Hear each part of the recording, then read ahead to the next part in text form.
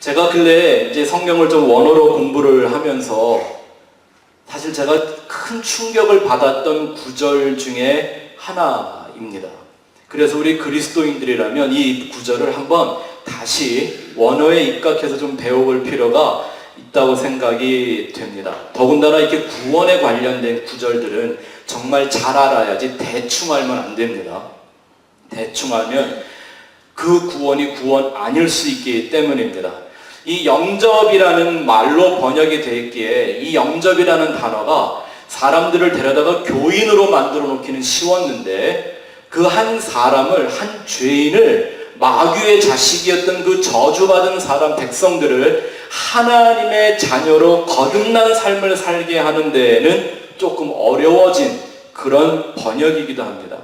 어젠가요, 우리 요한이를 이제 학교에서 데려오는데 이번 학교에서 신학 과목을 하나 듣는답니다. 학교가 그 예수의 학교이기 때문에 학생들이 반드시 한 학기 정도는 아마 신학 과목, 종교 과목을 들어야 한다고 하는데요. 아주 괜찮은 교수를 만난 것 같습니다. 그 교수가 이런 얘기를 하더래요. 이 세상에 존재하는 다양한 메이저 종교들이 있는데 그 종교들 중에 자신들이 주장하는 그 진리와 교리에 대해서 가장 원리적으로 공부 안 하는 데가 교회다라고, 기독교다. 생각해보니까 정말 그렇더라고요. 그러면서 그 신학 박사인 그 사람이 정말 기독교가 부끄러워해야 되는 게 바로 이런 모습이다. 그냥 포교 활동하고 부흥을 시키는 거에만 관심이 있었지 말씀하신 그 하나님의 진리가 뭔 줄을 관심이 없다라고 하는 겁니다. 그러면서 이런 얘기를 하더래요. 과연 지금 21세기에 우리가 보고 있는 이 기독교가 1세기의 그 기독교와 같은 기독교일까 생각해봐야 하지 않느냐고요. 왜? 말이 다 바뀌어버렸기 때문에. 그리고 그 원래의 의미대로도 생각 안 하고 그냥 이 세상에 원하는 내 형편에 맞는 내 입맛에 맞는 말들로 요리를 해버렸다라는 거죠. 여러분, 영접하는 자, 그 이름을 믿는 자들에게는 하나님의 자녀가 되는 권세를 주신다고 했습니다. 영접이라는 번역이 좋은 말이기도 했지만 그 의미를 모르면 전혀 다른 뜻으로 이해하게 됩니다. 제가 여러분 오늘 주보에 이 영접이라는 뜻을 갖고 있는 헬라어의 다른 세 가지 단어를 써드렸는데요. 첫 번째는 1번은 데코마이라는 말입니다. 이 말은 어떤 뜻에 사용하는 영접이냐면 누가 나한테 선물을 주거나 혹은 월급을 주거나 그걸 우리가 이렇게 기쁜 마음으로 환영하며 받아들이는 그거를 바로 영접한다, accept하고 receive 하는 단어로 사용하고 있는 단어입니다. 또 두 번째 헬라어의 이 아펜테시스라는 이 말은 물건이 아니라 사람을 영접하는 행위를 말하는 겁니다. 어떤 내 집에 방문자가 오거나 어떤 손님들, 귀빈이 왔을 때 그들을 환대하며 이렇게 환영해주는 이런 거를 사용할 때 쓰는 말이 아펜테시스라는 헬라어입니다. 그런데 우리가 생각하는 영접이라는 단어가 이 두 가지 의미잖아요. 그런데 원래 이 12절에 쓰여져 있는 영접이라는 말은 이 두 단어가 데코마이도 아니고 아펜테시스도 아닙니다. 바로 세 번째 람바노라는 말입니다. 람바노라는 말입니다. 이 말은요, 환영이나 환대의 의미라기보다는 무엇인가를 혹은 누군가를 아주 지속적으로 적극적으로 끝까지 붙들고 늘어지는 것, 이거를 말하는 말이 바로 람바노라는 말입니다. 그러니까 여기서 사도 요한이 말하는 그 예수를 영접하는 자라는 말은 예수님 내가 환영합니다. 빨리 오세요. 내 안에 들어오세요. 하고 이렇게 받아들이는 행위를 말하는 게 아니라 오히려 반대로 내가 예수를 끝까지 붙들고 늘어지는 그것. 좀 안 좋은 말이지만 제가 의미를 강조하려고 이런 말을 쓰는 거예요. 끝까지 악착같이 놓치지 않으려고 끝까지 잡고 늘어지는 그 행위를 바로 영접한다라는 말로 번역을 한 것입니다.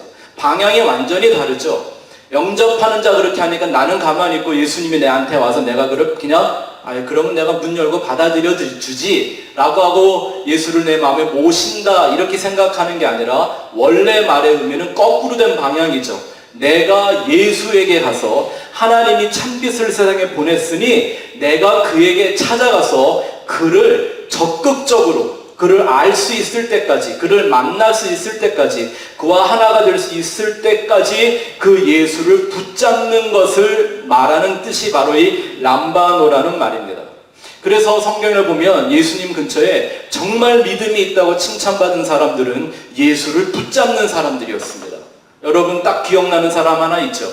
혈루병 걸렸던 그 여인이 예수님의 옷자락이라도 와서 붙잡으려고 하는 그 믿음, 그 예수님이 그 믿음을 칭찬해 주셨습니다.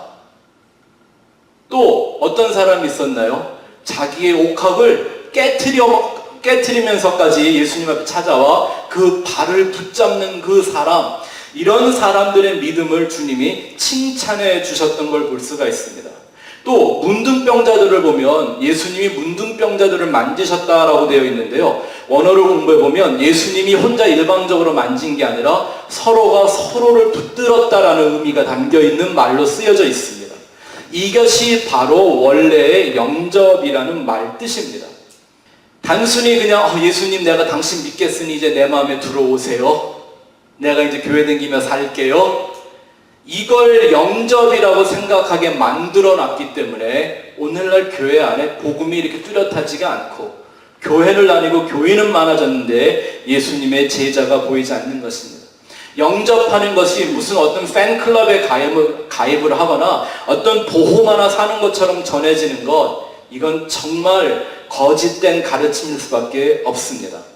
또 이 12절에 나와 있는 이 람바노라는 이 단어에 주의해야 될 부분요, 이 단어의 시제입니다. 동사의 시제. 시제란 말 아시죠? 과거, 현재, 미래형이라는 시제가 있는데 헬라어를 공부할 때 하나 어려운 게 뭐냐면요, 헬라어에는 부정과거라는 시제가 있습니다. 그게 뭐냐면 이건 시제가 없는 거예요. 과거, 현재, 미래에 제약을 받는 게 아니라는 거예요. 그것이 완성될 때까지는 끊임없이 지속적으로 움직이는 것. 뭐 예를 들면 이런 거죠. 우리가 내가 숨을 쉬어요. 숨을 쉰다라는 말은 숨을 쉬었습니다라고 말할 땐 그건 과거형이에요, 현재형이에요, 미래형이에요. 그거는 과거로부터 미래까지 내가 더 이상 숨 안 쉬어도 될 때까지 끊임없이 지속되는 거예요. 이런 시제를 부정과거 시제라고 말해요. 좀 힘들죠, 그죠? 그런데 헬라어에는 이런 단어들이 너무 많이 나와요.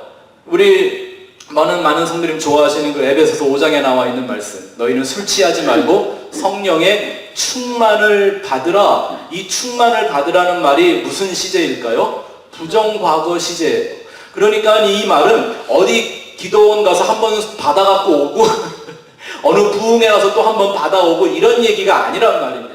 또 전날에 받았으나 약발이 떨어졌으니까 또 받아야 되고 이런 얘기가 아니에요. 말 자체가 끊임없이 마치 샘이 멈추지 않고 계속 물을 솟아내듯 시제가 없이 움직여지는 형태를 바로 부정과거 시제라고 말하는데, 이 영접이라는 단어가 바로 부정과거 시제로 쓰여있는 말씀이라는 겁니다.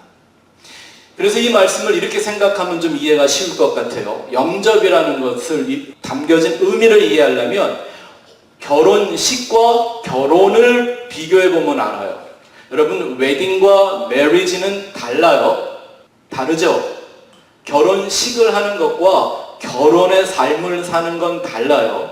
그 영접이라는 건 단순히 한번 받아들인, 혹은 내가 과거에 결혼식 했지, 이게 아니란 말입니다. 오히려 그 식이 중요한 게 아니라, 결혼식이 중요한 게 아니라 결혼이라는 메리지 라이프를 살아내는 게 중요한 것처럼, 영접을 한다라는 게 한번 받아들였다, 믿겠다고 결정했다라는 그 사건을 말하는 게 아니라 지금도 내가 그 예수를 붙잡고 있느냐, 그 예수만 붙들고 있느냐라는 걸 보여주는 말씀입니다.